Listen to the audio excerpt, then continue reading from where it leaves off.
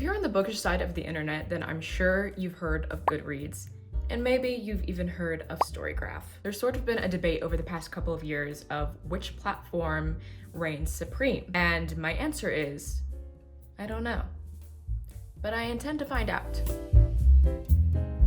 Welcome back to my channel. My name's Marissa and I like to talk about books and book design. Today I'm gonna switch over my Goodreads account to Storygraph. I've heard that there's an option where you can just download your Goodreads account straight to Storygraph so you don't have to worry about updating all those things, which is super cool and appealing to me, but I've always been scared to do it because I'm like, what if I somehow mess it up? And typically when I'm doing things like this, I wish there was someone there to hold my hand. So today I'm gonna be that person for you, holding your hand, kind of walking you through the process of switching your account over from Goodreads to Storygraph. I'll be kind of like that old lady from the Barbie movie. It's like, take my hand. So let's get into it. I'll start by introducing you to my Goodreads account. If you don't know, here's my Goodreads account. I have not updated this in forever. I mean, I update every single time I'm reading, like, religiously. Even if I just read a page of a book, best believe I'm logging that. But I don't actually update my profile that often. You can see that I did make this account in 2013, so there's a lot of backlog on here, a lot of content I do not want to lose. And yeah, immediately I'm looking at my favorite shelf and I'm like, is that true? I think it is. I really love Carrie, Dark Places, The Virgin Suicides, It, The Cruel Prince, and Everything I Never Told You. Those are truly some of my favorite books. I probably need to go add some more, but it's so hard to pick favorites that I'm like, I don't even want to think about it. And then these are my shelves that I have set up. I have Red, which is 403. Pretty good. Well, I think it's still good, even though I've had my account for over a decade now, but. Next, I am currently reading 8 books. That is a me problem. Let's see what they are. I'm reading Emma. That is, I've mentioned this in my last 3 videos, but I'm buddy reading Emma with Emily and Lori Beth. I'm listening to the Come and Get It audiobook right now. I've been reading A Court of Mist and Fury since, wow. I thought it was since September, but apparently I've been reading it since August 28th. Awesome. See all 8 books. It won't even show me them all. See all 8 books. Oh, here they are. Okay, I've been reading this Sylvia Plath poetry book since 2020, and I've been reading the 4th Vampire Academy since 2022. I am still working my way through Born in Fury. The author Mo sent me an arc of that before it was published, and it has now since published. I'll link it in the description, but I have not yet finished it. Not sure why it says I'm still reading Paris the Memoir, because I did finish that. My to-read shelf says I have 673 books I want to read. So that's probably not true. I know there are some that I logged when I was in middle school that I'm sure I have no interest in these days. I probably should clean that up. And then I have a shelf called To Buy, which I think I need to eliminate because I do not want to buy 565 books, nor do I have the money to do that. The To Buy shelf goes along with the owned TBR, which was my way in the past of saying physical TBR. I don't think there was a term for that when I had created this. And obviously, I haven't updated it in a while. It says I only have 56, and we know that is not true. Then I have a little tab here called Sexy Covers. These are like my favorite book covers, but I haven't updated this in a long time either. Then I have On Hold, which are books that I started, and for whatever reason I put them down, which this is so fucking funny that I have the second Vampire Diaries book that I put on hold in 2013. Let's ask the audience. Do we think I'm gonna pick that back up?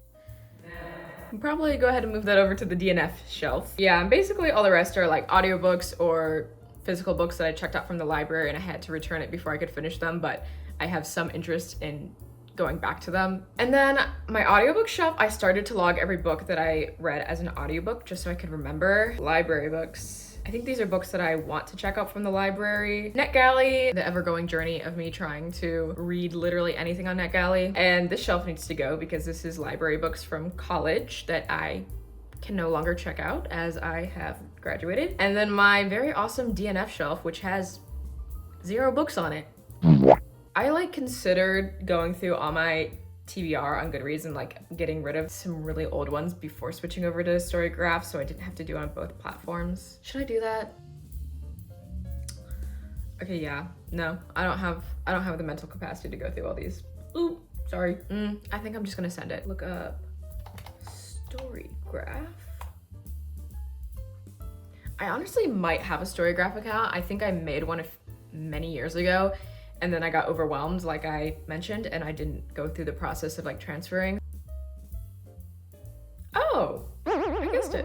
Okay, so let's get a peek at this interface. So immediately when you look, it shows you your to read pile right at the top, and then it shows you recommendations.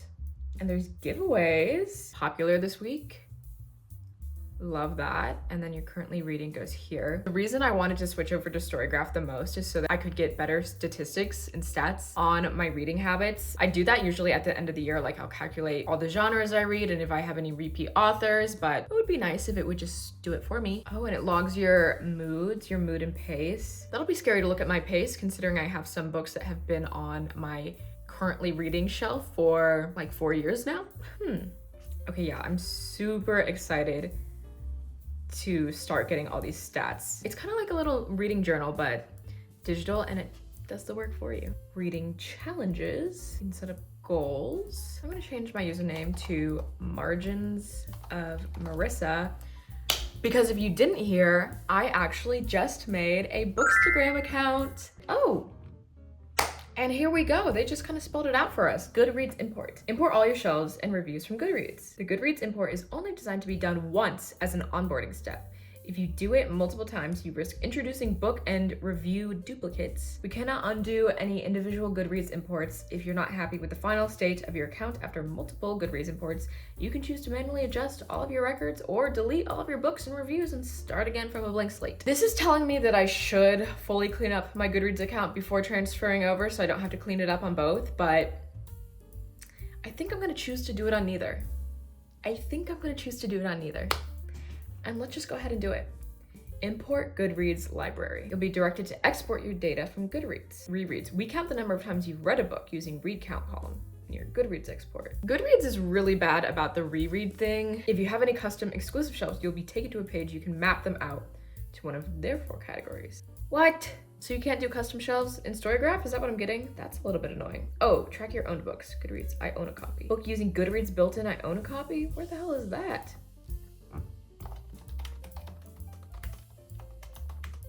How do I mark a book as owned? Oh my god, what? I literally never knew that was a thing. Am I like dumb? Why can I not see this? Goodreads, I'm gonna need visuals here. Details no longer available. Oh, well that might explain it. This feature was discontinued 2 years ago. Okay, cool. Well, I guess that is irrelevant then. Here we go. Step 1, visit the import export page on Goodreads and click the export library button. Step 2, upload or drag a copy of the file you downloaded in step 1.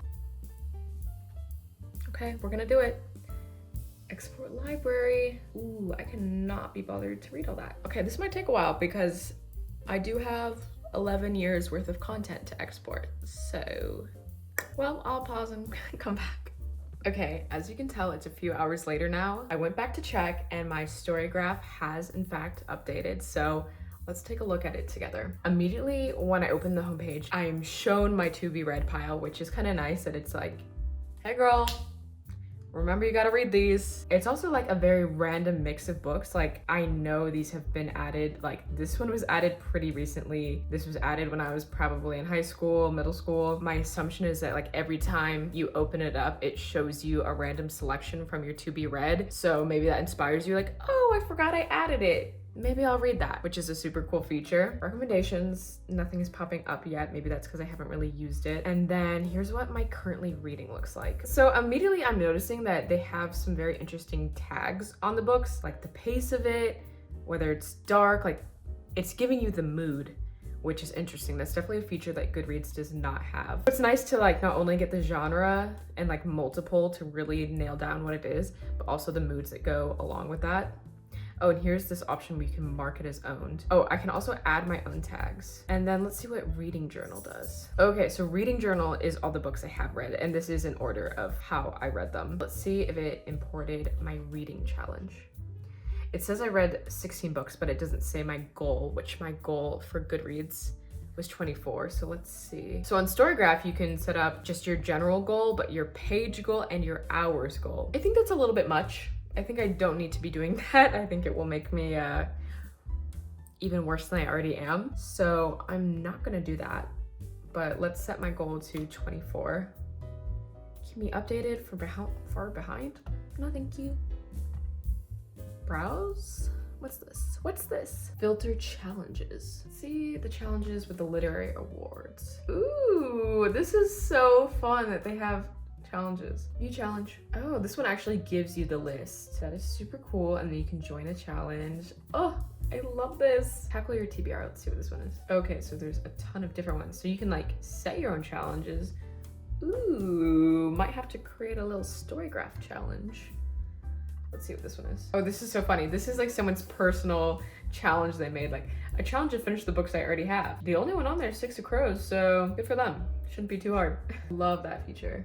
Let's see what community says. So right now I can kind of just see anyone what they're updating, but maybe once I actually follow people, then my feed will just be filled. Cool. Well, okay.